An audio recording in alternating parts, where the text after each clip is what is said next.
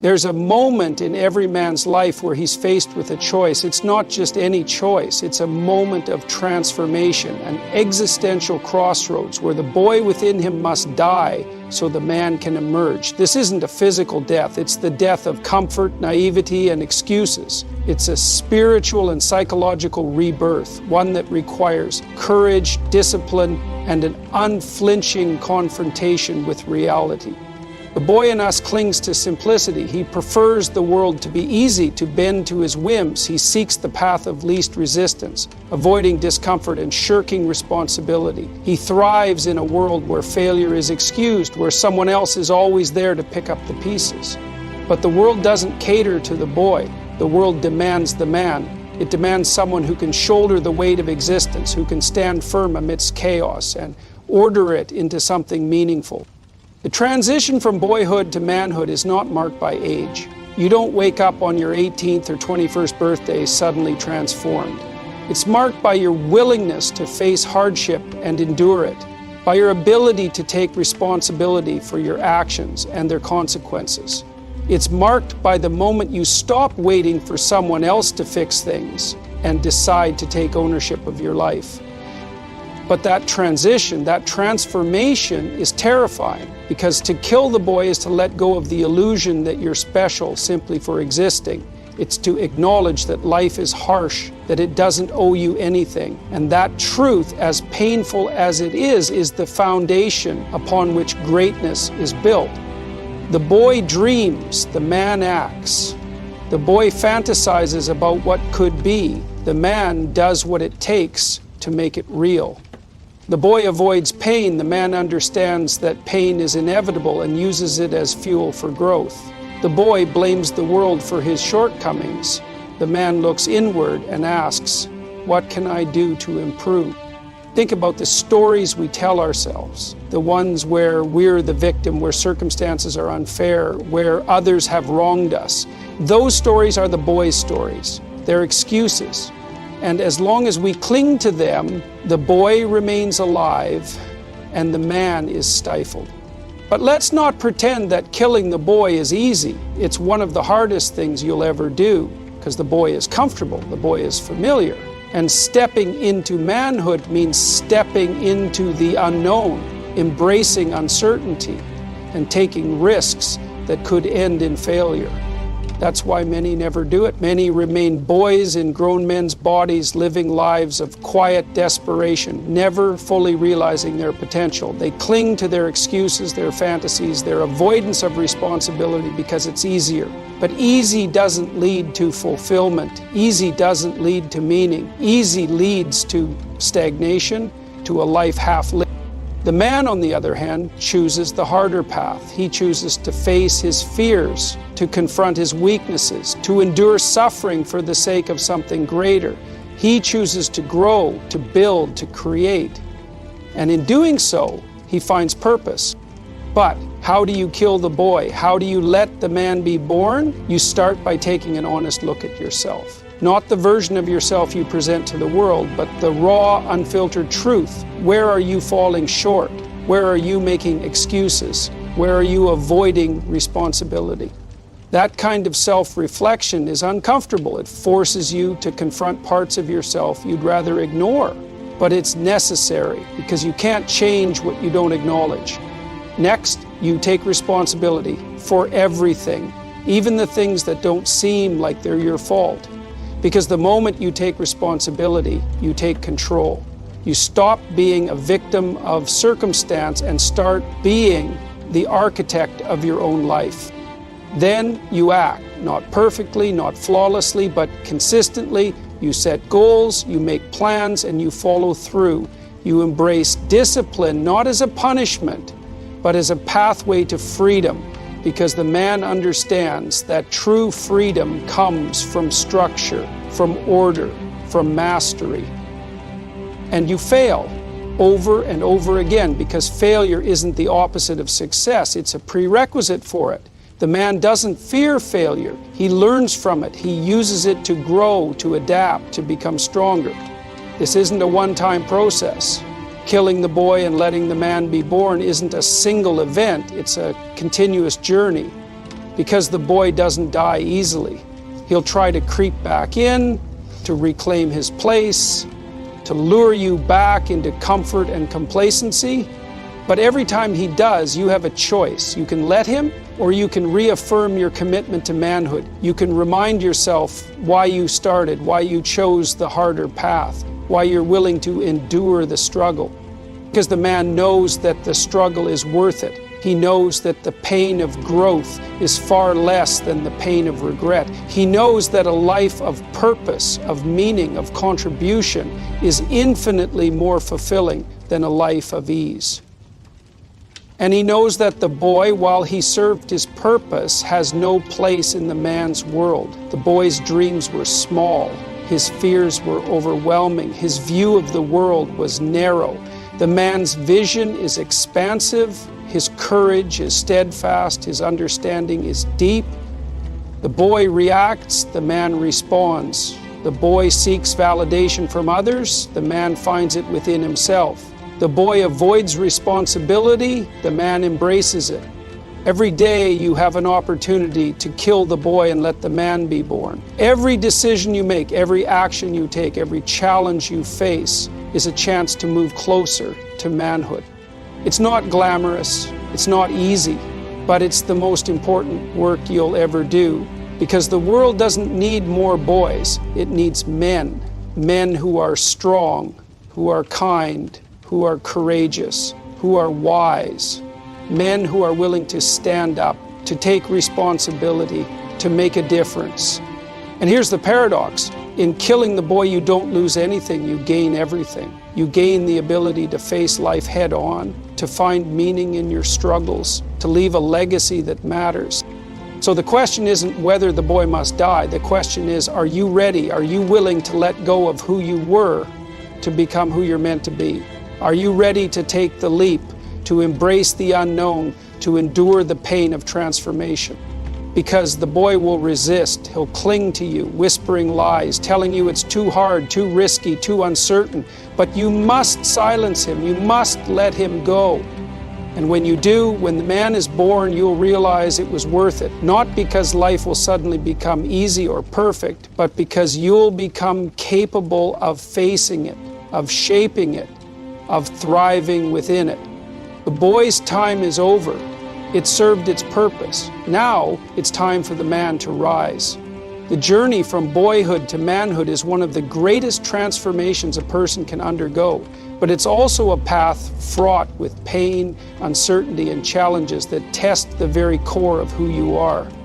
This is why so many falter along the way, choosing instead to remain stuck in a state of perpetual adolescence. They may wear the mask of adulthood, jobs, bills, relationships, but the boy remains alive beneath the surface, sabotaging their potential, whispering that the world owes them more than they owe themselves.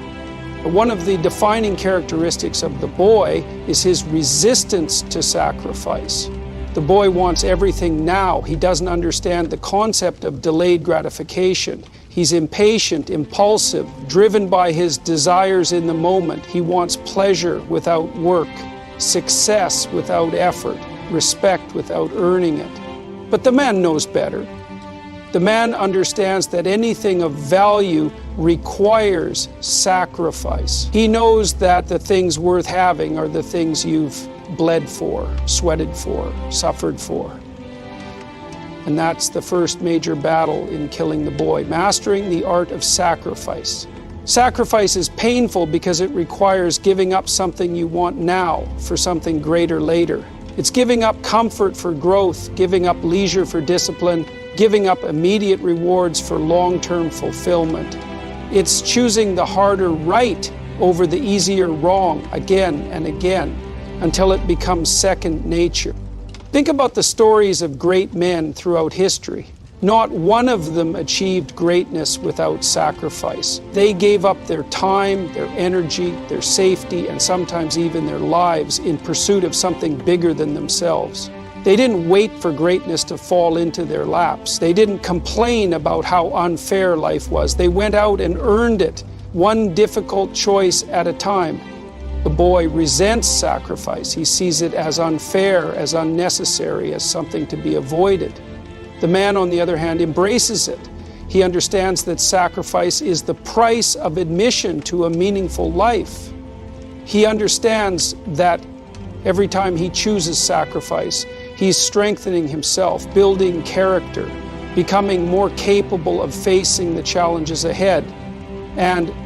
But sacrifice isn't just about what you give up, it's about what you gain. You gain strength, you gain resilience, you gain the satisfaction of knowing you've done something difficult and come out stronger on the other side. And most importantly, you gain clarity. Sacrifice has a way of cutting through the noise, of stripping away the distractions and showing you what really matters. Another hallmark of the boy is his tendency to avoid responsibility. The boy wants freedom without accountability. He wants the benefits of adulthood without the burdens. He'll point fingers, make excuses, and blame anyone and anything for his problems. His parents, his boss, the economy, society, the weather. But the man knows that responsibility is not a burden, it's a privilege. Responsibility is what gives life meaning. It's what gives you a sense of purpose, of direction, of belonging. Without it, you're adrift, untethered, living a life of chaos and confusion. The boy runs from responsibility because it's hard, because it's uncomfortable, because it requires effort. But the man runs toward it because he understands that it's through responsibility that he grows, that he contributes, that he becomes who he's meant to be. And let's not romanticize it. Responsibility is hard. It's waking up early when you'd rather sleep in. It's putting others' needs before your own. It's making tough decisions, owning your mistakes, and doing the right thing, even when it's the hardest thing. But it's also profoundly rewarding. It's what allows you to build a family, to create a legacy, to leave the world a better place than you found it. The boy doesn't understand that. He sees responsibility as a trap, as something to be avoided at all costs. But the truth is, avoiding responsibility doesn't free you, it enslaves you. It leaves you dependent on others, at the mercy of forces beyond your control. The man understands that taking responsibility is the only way to truly be free. Freedom isn't about doing whatever you want whenever you want. That's chaos, not freedom. True freedom is the ability to choose your own path, to create your own destiny, to live a life of purpose and meaning. And that kind of freedom comes only through responsibility. There's also the matter of fear. The boy is ruled by fear. Fear of failure, fear of rejection, fear of the unknown. Fear is what keeps him small, what keeps him clinging to his comfort zone, what keeps him from taking risks. The man feels fear too, but he doesn't let it control him. He faces it, confronts it, pushes through it. Fear is a natural part of life. It's not something you can eliminate, it's something you have to learn to live with. The boy tries to avoid fear, to escape it, to pretend it doesn't exist. The man understands that fear is a sign that you're stepping outside your comfort zone, that you're growing, that you're doing something that matters. And here's the thing about fear. The more you face it, the less power it has over you. Every time you confront your fear, you're telling it, you don't control me. And with every confrontation, you grow stronger, braver, more resilient. The boy runs from fear, the man walks toward it. Another difference between the boy and the man is how they handle failure. The boy sees failure as the end, as proof that he's not good enough, that he'll never succeed. He lets failure define him, discourage him, paralyze him. The man sees failure as a teacher, as a stepping stone, as an opportunity to learn and grow. Failure is inevitable. It's a part of life, a part of growth, a part of success. The question isn't whether you'll fail, it's how you'll respond when you do. The boy crumbles under failure, the man rises from it. He analyzes it, learns from it, uses it as fuel to drive him forward. And failure isn't something to be ashamed of, it's something to embrace, because every failure brings you one step closer to success. Every failure teaches you something valuable about yourself, about the world, about what it takes to achieve your goals. The boy is afraid of failure. The man welcomes it as part of the journey. The boy is also trapped in a world of illusion. He sees himself as the hero of his own story, the center of the universe, the one who deserves everything without earning it. The man sees the world as it is, not as he wishes it to be. He understands that he's not entitled to anything, that the universe doesn't revolve around him, that life is often unfair and unforgiving. But he doesn't let that discourage him. He doesn't let the harshness of reality make him bitter or cynical. Instead, he uses it as motivation to create his own meaning, to carve his own path, to build a life worth living. The boy looks for shortcuts, for easy answers, for quick fixes. The man knows there are no shortcuts. There's only the work, the effort, the discipline. And he embraces that because he understands that the process is where the growth happens. The boy wants to be liked, to be admired, to be validated. He looks to others for his sense of worth, for his sense of identity. The man finds his worth within himself. He doesn't need the approval of others to feel valuable. He doesn't need their validation to know he's on the right path. And that's another hard truth. You can't please everyone. The boy tries to, bending and twisting himself to fit others' expectations, to avoid conflict, to be liked. The man knows that living a life of purpose often means disappointing people, challenging them, standing up for what you believe in, even when it's unpopular. Living as a man means living with integrity. It means staying true to your values, to your principles, to your sense of right and wrong, even when it's hard, even when it costs you something. The boy compromises his integrity for the sake of convenience, for the sake of fitting in. The man doesn't, because he understands that integrity is the foundation of trust, of respect, of a life well lived. The boy lives for himself, the man lives for something greater. The boy is driven by his own desires, his own needs, his own wants. The man is driven by a sense of duty, a sense of purpose, a sense of contribution. He understands that his life isn't just about him, that he's part of something bigger, that his actions have consequences far beyond himself. And that's what it means to kill the boy and let the man be born. It means letting go of selfishness, of entitlement, of fear, of illusion. It means embracing sacrifice, responsibility, integrity, and purpose. It means stepping into the unknown, facing your fears, enduring your failures, and choosing to grow, to build, to contribute, to live.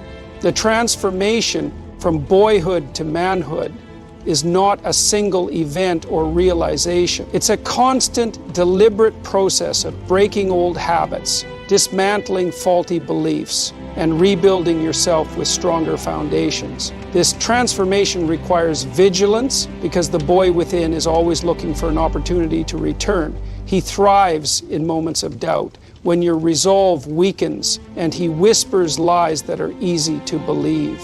The boy says, "You've done enough." The man knows there's always more to do, more to give, more to learn.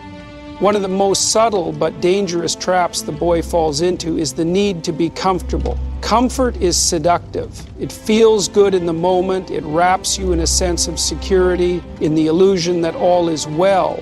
But comfort is also stagnant.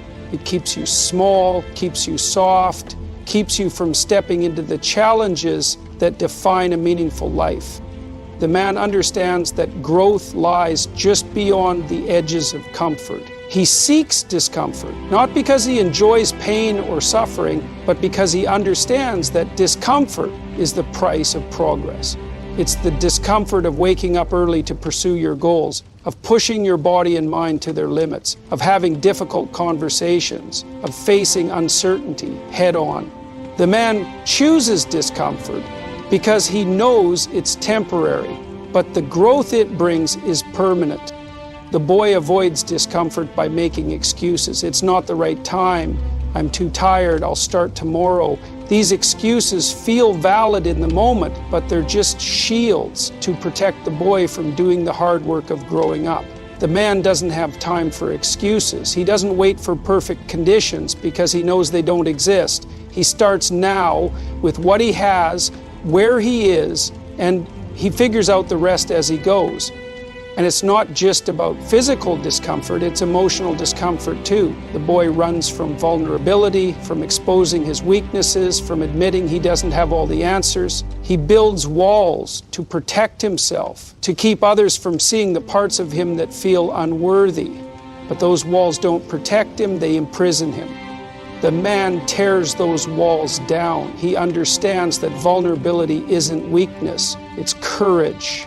It's the courage to show up, to be seen, to admit you're not perfect, but that you're willing to grow. The man knows that true strength comes from embracing your humanity, from connecting with others on a deep, authentic level, from allowing yourself to be seen as you are, flaws and all. But vulnerability isn't easy. It requires trust, not just in others, but in yourself. It requires the confidence to know that even if you're rejected, even if you fail, even if you're hurt, you'll be okay. The boy craves approval, the man seeks connection, and connection requires vulnerability. Another hallmark of the boy is his obsession with instant gratification.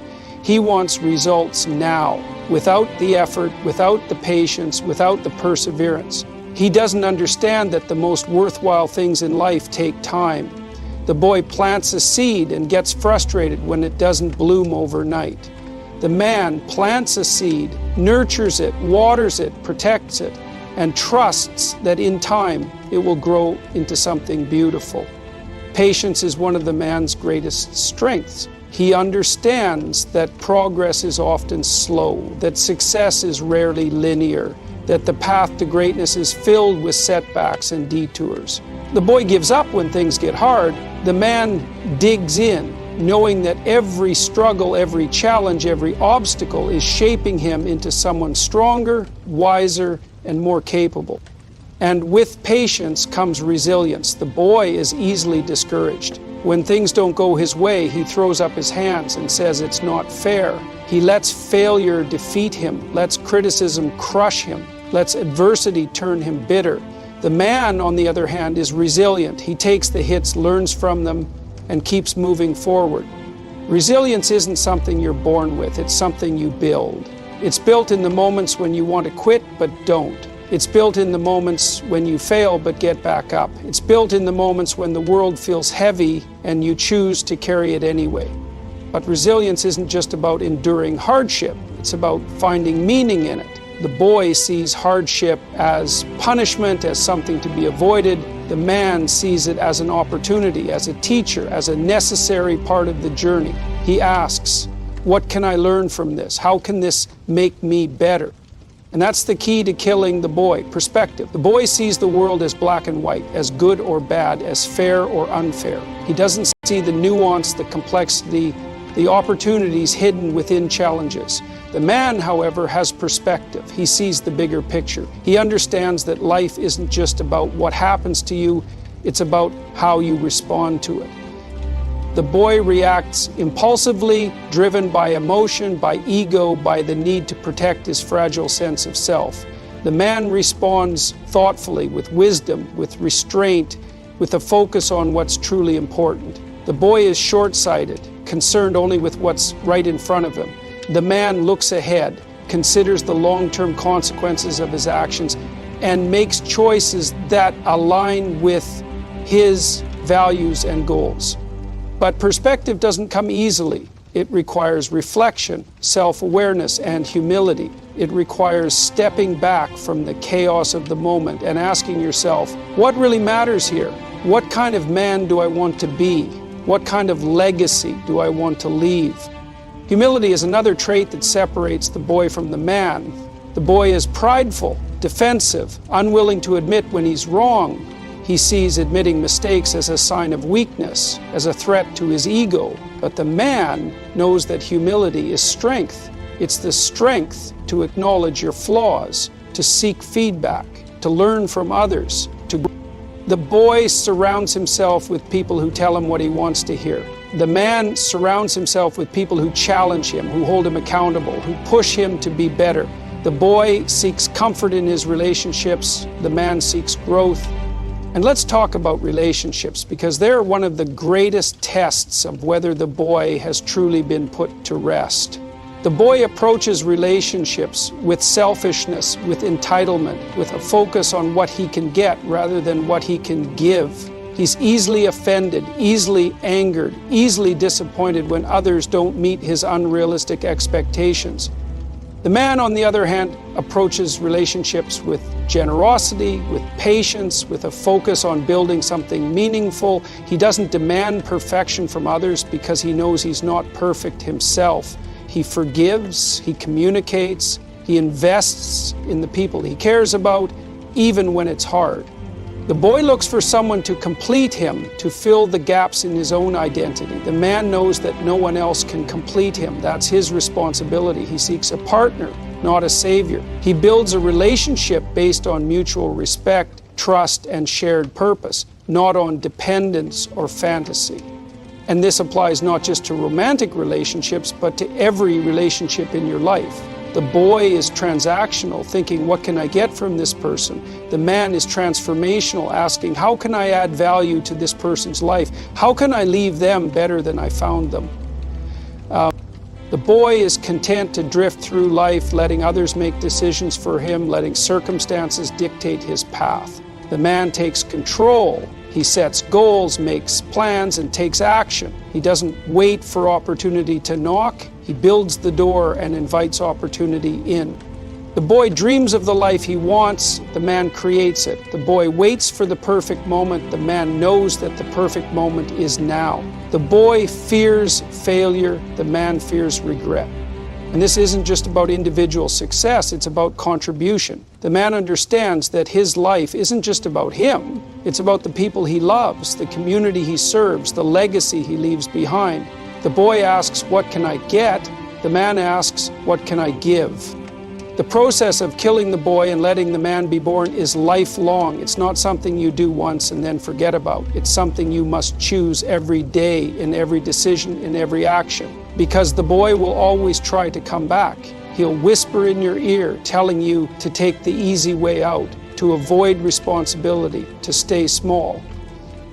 But every time you choose to step up, to take responsibility, to embrace discomfort, to grow, you're silencing the boy and letting the man take his rightful place. The journey from boyhood to manhood is not a destination, but an ongoing commitment, a choice you must make every day. It is a battle between comfort and growth, between fear and courage, between who you are and who you're meant to become. The boy clings to the familiar, the easy, the safe.